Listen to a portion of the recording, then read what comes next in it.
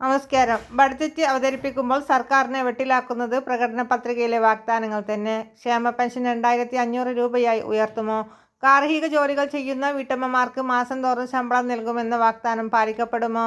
സർക്കാർ ജീവനക്കാരുടെ പെൻഷൻ പ്രായം കൂട്ടുമോ? പ്രകടന പത്രിക പ്രഖ്യാപിച്ച സമയത്തെ സാമ്പത്തിക സാഹചര്യമല്ല നിലവിലെന്ന നിലപാടിൽ ഉറച്ച് ധനമന്ത്രിയും. എന്ത് സംഭവിക്കും?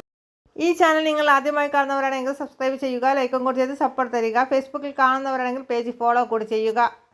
അടുത്ത സാമ്പത്തിക വർഷത്തേക്കുള്ള സംസ്ഥാന ബജറ്റ് വെള്ളിയാഴ്ച അവതരിപ്പിക്കാനിരിക്കെ സർക്കാരിന് നേരെ ഉയരുന്നത് 2 ചോദ്യങ്ങൾ.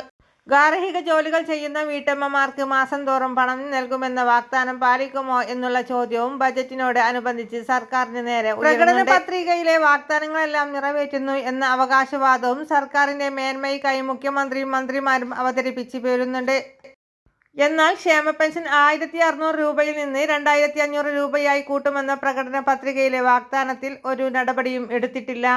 രണ്ടാം പിണറായി സർക്കാർ അധികാരത്തിലേൽക്കുമ്പോൾ ഉണ്ടായിരുന്ന 1600 രൂപ തന്നെയാണ് ഇപ്പോഴും ക്ഷേമ പെൻഷനായി വിതരണം ചെയ്യുന്നത്. ക്ഷേമ പെൻഷൻ വിതരണത്തിൽ 3 മാസത്തെ തുക ഇപ്പോഴും കുടിശ്ശികയാണ്. നിലവിൽ സംസ്ഥാനത്ത് 60 ലക്ഷം പേരാണ് ക്ഷേമ പെൻഷൻ കൈപ്പറ്റുന്നത്. ഇതിനായി 850 മുതൽ 900 കോടി രൂപ വരെ ചെലവഴിക്കേണ്ടി വരുന്നുണ്ട്.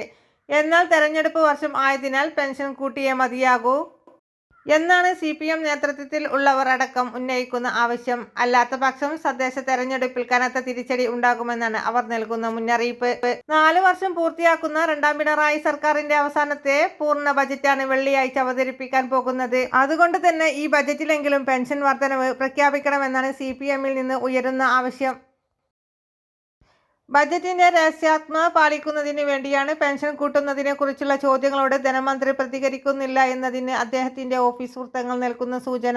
ഗൃഹജോലിയുടെ മൂല്യങ്ങൾ അംഗീകരിച്ചുകൊണ്ട് വീട്ടമ്മമാർക്ക് പെൻഷൻ ഏർപ്പെടുത്തുമെന്നത് 2021 നിയമസഭാ തെരഞ്ഞെടുപ്പിൽ LDF പുറത്തിറക്കിയ പ്രകടന പത്രികയിലെ മറ്റൊരു പ്രധാന വാഗ്ദാനമായിരുന്നു. എന്നാൽ അധികാരത്തിലേറി 4 വർഷമായിട്ടും ഇക്കാര്യത്തിൽ ഒരു നടപടിയും ഉണ്ടായിട്ടില്ല.